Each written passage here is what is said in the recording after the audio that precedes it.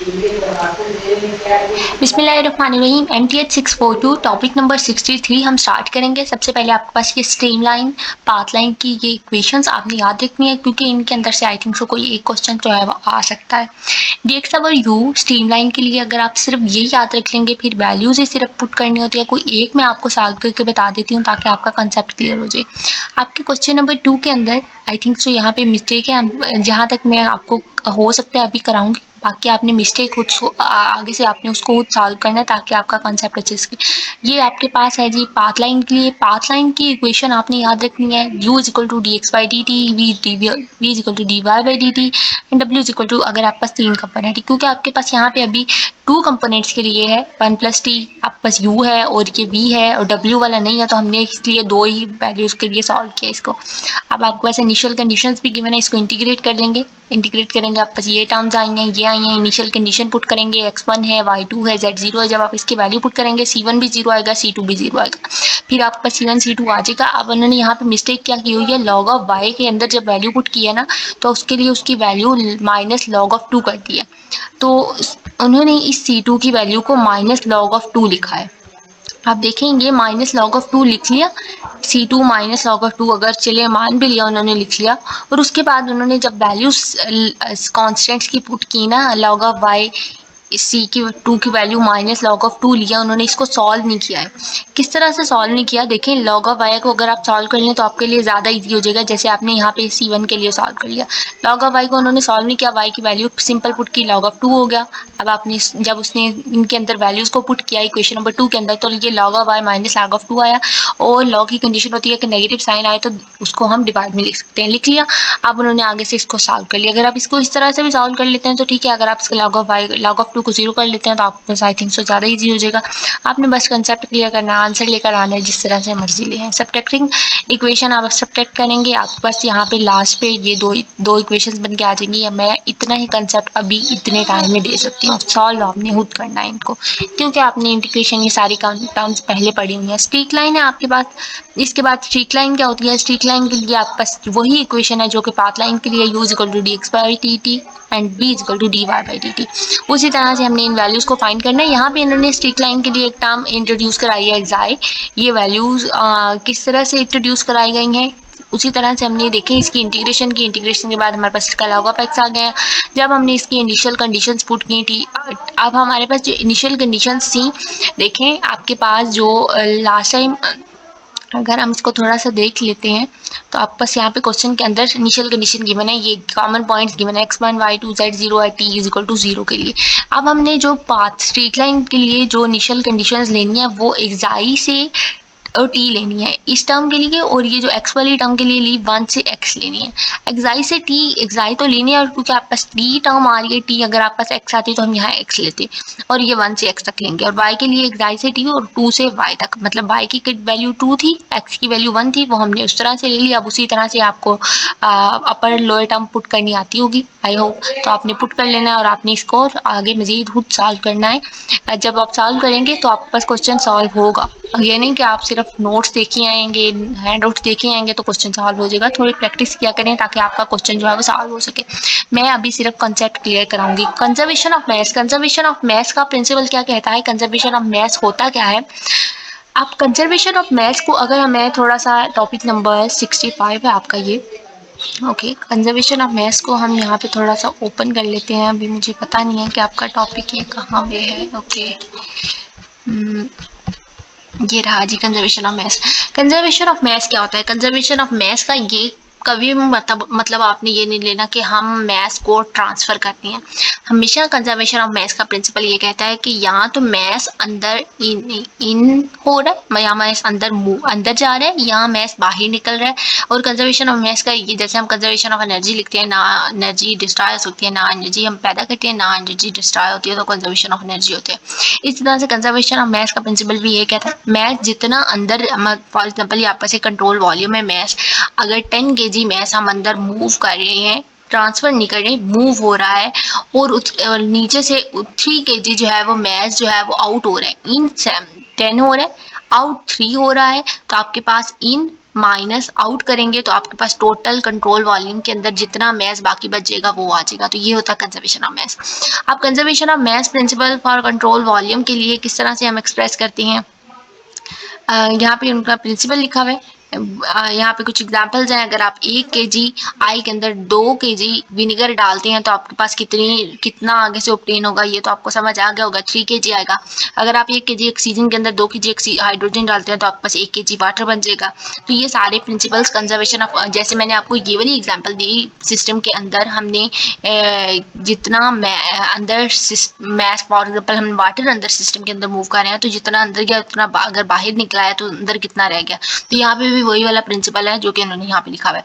उसके बाद यहाँ पे और मजीद क्या है जी, ये mass can be converted to each other according to well formula by Albert Einstein, E is equal to mc square। अब E is equal to mc square Albert Einstein ने मैस और एनर्जी को कन्वर्ट किया। अब यहाँ पे mess और energy का एक कंसेप्ट ये है कि अगर मैस की वैल्यू चेंज होती है तो एनर्जी की निग्लिजिबल वैल्यू चेंज होती है, ठीक है।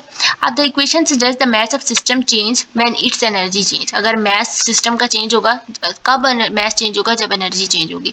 यहाँ अगर हम मैस चेंज कर देंगे तो एनर्जी भी चेंज होगी। उसके बाद यहाँ पे है जी आपके पास all energy interaction encounter in practice, okay. आप इसके बाद आपने ये वाला law of conservation of mass जो कि हम ऊपर देख चुके हैं, मैस जितना मैस अंदर जाएगा एम इन, और जितना मैस बाहर जाएगा एम आउट, और वो इक्वल होगा rate of change of the mass. इस डी बाई डी टू को हम रेट ऑफ चेंज कहते हैं, और mass in control volume, mass in mass out and is equal to rate of change of the mass in control volume। Similarly law of ये तो हमारे पास हो गया law of conservation of mass, जो कि हमने यहाँ पे भी देख लिया law of conservation of mess किस तरह से आया। अब अगर यहाँ से मैं कोई मजीद टॉपिक ऐड करना चाहूँ तो ये total mass entering, total mass leaving the control volume at time t delta t, मतलब चेंज इन टाइम, और वो इक्वल होता है net change of mass in t t. उसके बाद रेट फॉर्म में लिखेंगे तो m in m out m final minus m initial, अगर हम इसको लिखते हैं तो ये रेट ऑफ चेंज के इक्वल होगा किलोग्राम मीटर पर सेकंड, इसके लिए आपके पास आएगा। और इसके अलावा अभी इधर कुछ नहीं है, हम नेक्स्ट आगे चलते हैं। अब law of conservation of energy भी इसी तरह से होगा, जितनी एनर्जी अंदर किसी सिस्टम के जाएगी जितनी एनर्जी बाहर निकलेगी वो इक्वल होगी rate of change of that energy in the control volume. तो आपके पास वो law of conservation of energy होगा। जैसे law of conservation of mess है वही law of conservation of energy है। इसके बाद है मैस बर्नौलीज इक्वेशन और एनर्जी इक्वेशन। यहाँ पे कुछ एग्जाम्पल्स लिखी हुई है, किस तरह से एग्जाम्पल लिखी हुई है कि बर्नौलीज इक्वेशन को हम कहाँ पे यूज करते हैं। सबसे पहले तो विंड टर्बाइन फॉर्म, ये सारे जो हैं वो all over to extract kinetic energy. यहाँ इन सारी फॉर्म से हमारे पास क्या आती है, काइनेटिक एनर्जी में मिलती है। हवा से हम काइनेटिक एनर्जी लेते हैं और उस काइनेटिक एनर्जी को इलेक्ट्रिकल एनर्जी में कन्वर्ट करते हैं। ये एनर्जी हम कन्वर्जन किस तरह से करें हैं वो बात हो रही है यहाँ पे। अब बर्नौलीज इक्वेशन, इसके बाद जो मेन टॉपिक है वो आएगा आपका, आपने उसको अच्छे से देखना है। ऑलरेडी कंजर्वेशन लॉ, जितने भी कंजर्वेशन लॉज हैं, मैस का कंजर्वेशन लॉ, एनर्जी का कंजर्वेशन लॉ, मोमेंटम का कंजर्वेशन लॉ, ये सारे कंजर्वेशन लॉ हम पहले पढ़ चुके हुए हैं। लेकिन the conservation laws are first applied to fixed quantity matter called a closed system और जस्ट अ सिस्टम। अब यहाँ पे क्लोज सिस्टम और कंट्रोल वॉल्यूम की डेफिनेशन है। क्लोज्ड सिस्टम क्या होता है, कंजर्वेशन लॉ सबसे पहले वहां पे अप्लाई किया जाता है किसी फिक्स्ड क्वांटिटी के अंदर, और अगर आप उसको फिक्स्ड क्वांटिटी के अंदर अप्लाई करते हैं तो उसको आप क्लोज्ड सिस्टम कहते हैं, और अगर आप उसको किसी एक्सटेंडेड रीजन इन स्पेस के अंदर अप्लाई करते हैं तो उसको आप कंट्रोल वॉल्यूम कहेंगे। इसका कंसेप्ट आप अगर हमको एग्जाम्पल नेक्स्ट देखेंगे तो आपका कंसेप्ट क्लियर हो जाएगा। ये हम कंजर्वेशन ऑफ मैस देख चुके हैं। डेफिनेशन भी मैंने आपको बताई, जितना मैस इन होगा, जितना मैस चेंज आउट होगा किस सिस्टम के अंदर से, यहाँ rate of change of that mass in the system is called conservation of mass, which is the statement of mass remains constant during a process, mass balance for control volume in rate form. Rate form के लिए ये equation आपने याद रखनी है, MCQs के लिहाज से इंपॉर्टेंट है। Mass in mass out, total rates flow into and out of the system. उसके बाद ये rate of change of matter, ये आपने टर्म्स याद रखनी है। इन टर्म्स को क्या कहते हैं और इन टर्म्स को क्या कहते हैं, ये आप बस एमसीक्यूज में आ सकती हैं। अब conservation of mess relation with return for differential control volume is usually, अब ये जो इक्वेशन है ना, इसको आप कंटिन्यूटी इक्वेशन भी का समटाइम कहते हैं इन कंट्रोल वॉल्यूम के लिए। अब कंजर्वेशन ऑफ मैस रिलेशन आप return for differential control volume, जब हम इसको इस control volume differential control volume की फॉर्म में लिखते हैं तो इसी तरह की इक्वेशन आपके पास कंटिन्यूटी इक्वेशन भी आती है। उसके बाद आपके पास linear momentum equation. Linear momentum क्या इक्वेशन क्या होता है, M cross product of mass and velocity is called, ये आर ऐसे लिखते हैं, लीनियर मोमेंटम इक्वेशन होता है। आप इसको हम आगे ड्राइव भी करने वाले हैं लीनियर मोमेंटम इक्वेशन को, लेकिन अब आपने डेफिनेशन याद रखनी है कि प्रोडक्ट ऑफ मास और वेलोसिटी क्या होता है, लीनियर मोमेंटम इक्वेशन होता है। रिजिड बॉडी के लिए किसी अगर वो कोई रिजिड बॉडी जिसका मास m है, वेलोसिटी v के साथ मूव कर रही है, तो उस टाइम पे उसका मोमेंटम क्या होगा, mv होगा। मतलब आप लीनियर मोमेंटम इक्वेशन याद रख लें, mv। आगे हम एंगुलर मोमेंटम इक्वेशन पढ़ेंगे, वो भी आपने याद रखना है कि वो क्या होता है। ये दोनों अच्छे से याद रख लें। Conservation of mass, mass in mass out याद रख लें। एनर्जी, कंजर्वेशन ऑफ एनर्जी याद रख लें अच्छे से। आगे हम इन टर्म्स को 2-3 टर्म्स को यूज करने वाले हैं। अब न्यूटन लॉ आपको पता है, फर्स्ट लॉ क्या होता है, सेकंड लॉ क्या होता है, थर्ड लॉ क्या होता है। फर्स्ट लॉ क्या होता है, यहाँ पे सेकंड लॉ लिखा है F is equal to m a, second law होता है। मैं इसको बहुत ज्यादा एक्सप्लेन नहीं करी। न्यूटन सेकंड लॉ क्या होता है, F is equal to m ए।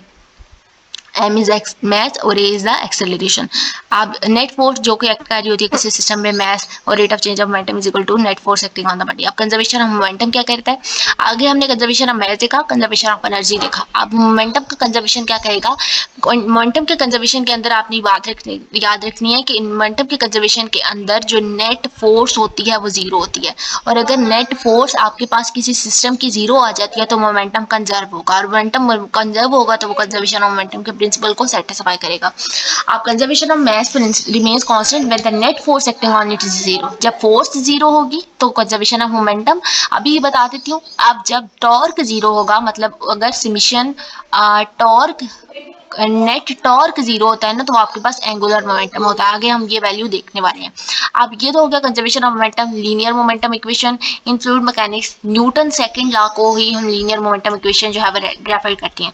अब हमने लीनियर मोमेंटम इक्वेशन वैसे फॉर्म देखी कि मास और वेलोसिटी के प्रोडक्ट जो होता है वो लीनियर मोमेंटम होता है, और लीनियर मोमेंटम इक्वेशन के अंदर जो न्यूटन सेकंड लॉ है वो लीनियर मोमेंटम इक्वेशन, मतलब हम न्यूटन सेकंड लॉ से लीनियर मोमेंटम इक्वेशन जो है वो ड्राइव करते हैं।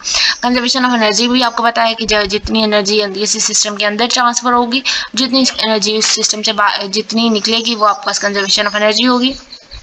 The net energy transferred to or form of a system during a process equal to the change in energy content of the system. Energy can be transferred from to or closed system by heat or work. हम energy को किस तरह से transfer करते हैं किसी close system के अंदर, बाय हीट से या वर्क से। अब control volume also involve energy transfer via mass flow. Control volume के अंदर भी एक एनर्जी ट्रांसफर का कंसेप्ट होता है। उसके बाद है कंजर्वेशन ऑफ एनर्जी, ये हम देख चुके हैं। ये वाली टर्म्स आपने याद रखनी है। ई इन ई आउट क्या है, total rate of energy transfer into and out of the control volume. ये आपका rate of change of energy within the control volume. Fluid mechanics we will limit our consideration to mechanical. अच्छा जी, आप उसके बाद अब आपका यहाँ पे जो डेफिनेशन है क्लोज सिस्टम और कंट्रोल वॉल्यूम की। क्लोज सिस्टम हमने पीछे भी देखा, क्लोज वॉल्यूम कंट्रोल वॉल्यूम भी देखा। अब क्लोज सिस्टम क्या होता था, किसी फिक्स क्वांटिटी के लिए द मैस, और ये वो वाला सिस्टम होता है जिसके अंदर मैस कांस्टेंट रहता है। फिक्स क्वांटिटी है, मैस कांस्टेंट रहेगा तो वो क्लोज्ड सिस्टम होगा। कंट्रोल वॉल्यूम क्या होता है, mass can cross the boundaries, so we must keep track the amount of mass entering and leaving the control volume. मैं अगर आपको इसकी एग्जांपल दूं थोड़ी, हम यहाँ ही चलने दे लेते हैं। अब आपके पास ये कंट्रोल वॉल्यूम है, अगर मैस इस बाउंड्रीज को क्रॉस कर गया ना, ये आपके पास ये कंट्रोल वॉल्यूम है, इसके अंदर मैस जो है वो एंटर हो रहा है। फॉर एग्जांपल जो हमने स्टार्टिंग में एग्जांपल ली, जो मैस आउट हो रहा है, तो अगर मैस इन बाउंड्रीज को क्रॉस कर जाए तो we can keep track the amount of mass entering and leaving the control volume. तो हम उसकी अमाउंट, जितना मैस अंदर मूव हो रहा है और जितना मैस उस वॉल्यूम के अंदर से बाहर निकला है, वो हम जो है वो एज्यूम कर ले सकते हैं, उसकी वैल्यूज को ले सकते हैं। तो ये हो गया कंट्रोल वॉल्यूम। आपने क्लोज सिस्टम कंट्रोल वॉल्यूम की डेफिनेशन आपके हैंडआउट्स के स्टार्टिंग में कहीं लिखी हुई है, आपने वो देख लेनी है। यहाँ पे भी ठीक है, आप वो देखेंगे, अच्छा कंसेप्ट अच्छे से क्लियर होगा। अगर आप किसी सिस्टम के अंदर 2 kg हाइड्रोजन डालते हैं, 16 kg ऑक्सीजन डालते हैं, तो आपके पास 18 kg ऑफ वाटर बन जाएगा। Mass is conserve during a chemical reaction. उसके बाद है मैस फ्लो रेट और वॉल्यूम फ्लो रेट की अमाउंट होती है, जितने जितने पर क्रॉस सेक्शन एरिया में जितने टाइम के अंदर जो वो मैस फ्लो करता है उसको हम कहते हैं मैस फ्लो रेट। नेम से पता चल रहा है, जितने टाइम के अंदर जितने उस क्रॉस सेक्शन एरिया में जितना मैस फ्लो करेगा उसे हम कहेंगे मैस फ्लो रेट। और डिफरेंशियल फॉर्म, डिफरेंशियल से याद रख लें डी फॉर्म जो मैस की, या डी, या जिसको हम डेल्टा फॉर्म लिखते हैं। डेल्टा फॉर्म ऑफ मैस क्या होता है, रो वी एंड डी ए सी। अब रो वी एंड डी ए सी का कंसेप्ट हमने अगर किसी तरह इसको ड्राइव कर लेते हैं तो किस तरह से हुआ जी। ओके, इसको देख लेते हैं, इस फॉर्म को देख लेते हैं जी। ओके, अब आपके पास जो डिफरेंशियल फॉर्म है, अब ये वाली टर्म किस तरह से लिखी अगर मैं रो वी एन डी ए सी की फॉर्म को ओपन करूं तो आपके पास डेंसिटी क्या होती है, डेंसिटी किसकी इक्वल होती है, मैस पर यूनिट वॉल्यूम के, मैस पर यूनिट वॉल्यूम के। और आप इस टर्म के अंदर से मैस फाइंड कर लें तो मैस किसके इक्वल हो जाएगा, रो डी वी के इक्वल हो जाएगा। तो हमने इसका डिफरेंशियल मैस फाइंड आउट करना है तो हम लिखेंगे d m rho d v, वो फॉर्म लिख ली। आप कंट्रोल वॉल्यूम के अंदर mass m C v in the control volume d m integration की फॉर्म में लिखेंगे और रो डी वी आ गया। अब rate of change of control volume क्या आ गया, सिस्टम के अंदर जो नॉर्मल वेलोसिटी होती है वो क्या होती है, कंट्रोल सरफेस के मैस फ्लो रेट के प्रोपोर्शनल होती है। अब इस नॉर्मल कंपोनेंट ऑफ वेलोसिटी को हम किस तरह से फाइंड आउट करते हैं, आपके पास जो भी नॉर्मल कंपोनेंट ऑफ वेलोसिटी है, जैसे आपके पास यहाँ पे कोई सरफेस है, ये आपके पास कोई सरफेस है, उसका जो सरफेस को हम डी ए कह रहे हैं, एंगल थीटा बना रही है, उसकी वेलोसिटी जो है वो वी है और वी कॉज ऑफ थीटा है, कॉस थीटा एंगल बन रहा है, तो आप उसको किस तरह से लिखते हैं, v cos theta, v velocity move कर रही है एन डायरेक्शन में, मतलब आपके पास कोई भी कंपोनेंट हो सकता है। जब हमने इसके एंगल्स थीटा को वैल्यू देनी स्टार्ट की, थीटा को 0 वैल्यू दी, थीटा को 1 वैल्यू दी, थीटा को 0 वैल्यू दी, थीटा को 90 डिग्री वैल्यू दी, 180 डिग्री वैल्यू दी, तो सारी वैल्यूज देने से हमें पता चला कि वेलोसिटी किस तरह से हमारे पास वेलोसिटी की वैल्यू आ रही है। अगर वेलोसिटी 0 आई है तो मतलब 0 फ्लो टेंजेंट है डी ए के, मतलब हमारा फ्लो ये इसके अलोंग टेंजेंट है। और अगर नेगेटिव आए तो मैक्सिमम फ्लो हो रहा है वेलोसिटी का, तो हम इस टर्म्स को वी डॉट वी एन को हम क्या लिख सकते हैं, v dot n cos of theta लिख सकते हैं। यहाँ हम आपने जो आपके पास जो कंपोनेंट था रो डी वी, उसके अंदर हम डेल्टा एम को लिखेंगे rho v N D a. अब हमने इन टर्म्स को लिख लिया, delta m equal to rho v cos of theta d a हो गया, वी कॉस ऑफ थीटा की जगह हमने वी डॉट एन टर्म लिख ली।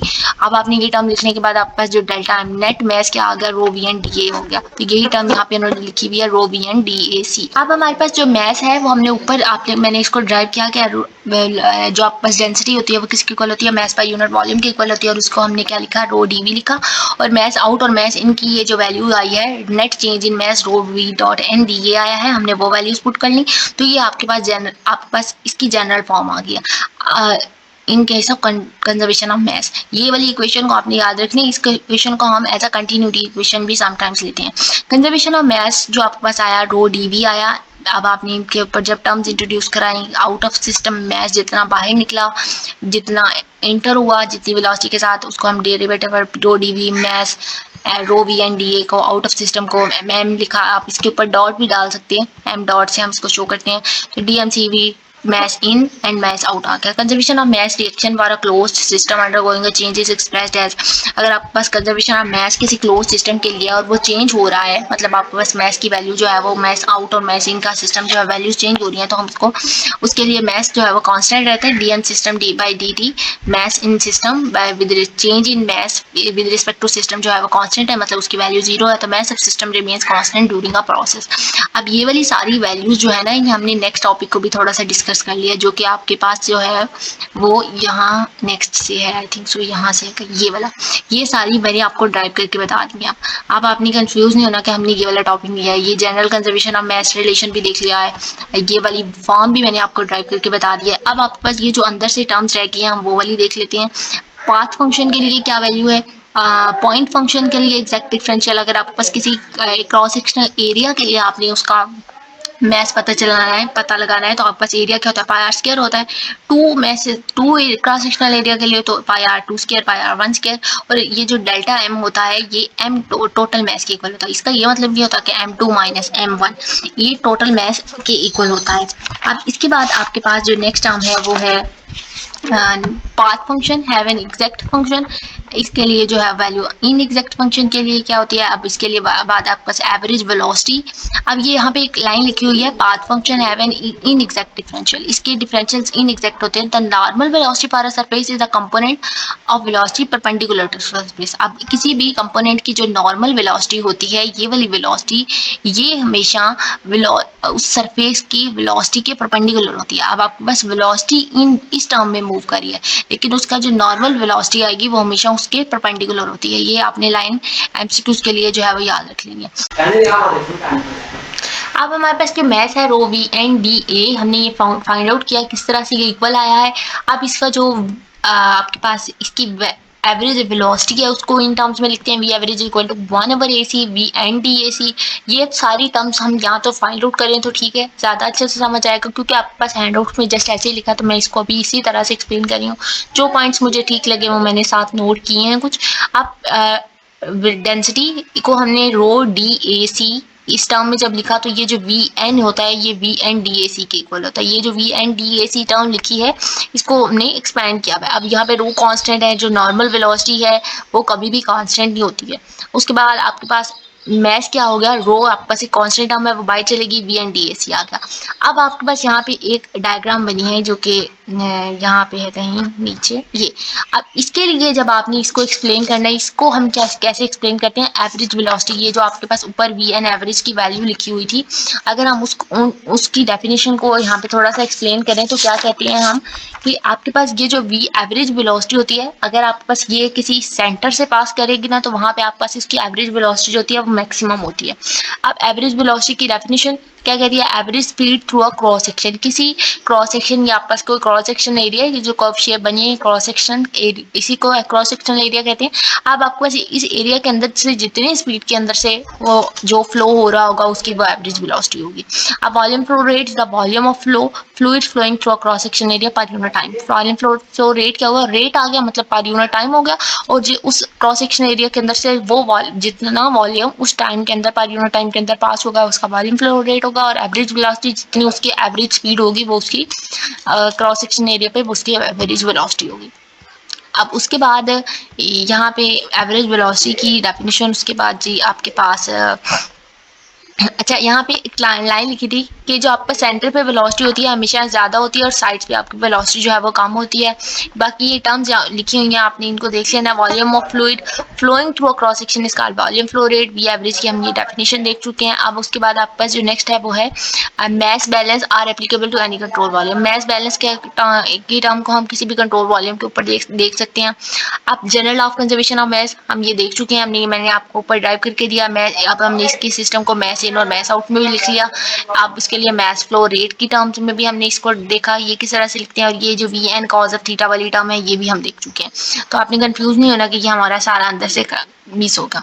अब आपके पास सबसे पहले यहाँ पे आप देखें कंट्रोल सरफेस की डेफिनेशन लिखी है, control surface should always be selected normal to the flow all location where it crosses to fluid flow the result is same।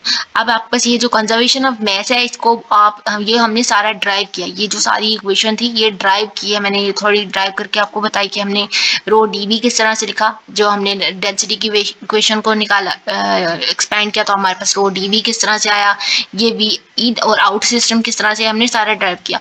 अगर आप सिंपल रेनॉल्ड्स ट्रांसपोर्ट थ्योरम याद रख लें और उसके अंदर वैल्यूज को चेंज कर लें तो आपके पास कंजर्वेशन ऑफ मैस का ये इक्वेशन बन के आ जाएगी। क्या ये आपके पास रेनॉल्ड्स ट्रांसपोर्ट थ्योरम, इसका ये जो कंपोनेंट बी है इसको एम लिख दें तो आपके पास इसकी जो कि लेफ्ट हैंड साइड आ जाएगी, जो जी यहाँ पे लिखी हुई है D M by D M C V by D T आ जाएगा। और अगर आप इसके जो रिमेनिंग कंपोनेंट है इसके रेनॉल्ड्स ट्रांसपोर्ट थ्योरम के इस बी स्मॉल वी को 1 कर देंगे तो आपके पास इसके रिमेनिंग कंपोनेंट आ जाएंगे रो डी वी और ये रो वी डॉट एन। आपके पास मैस इन और ये मैस आउट के लिए इन्होंने इकट्ठा करके लिखा हुआ है, तो ये आपके पास सारे कंपोनेंट आ गए।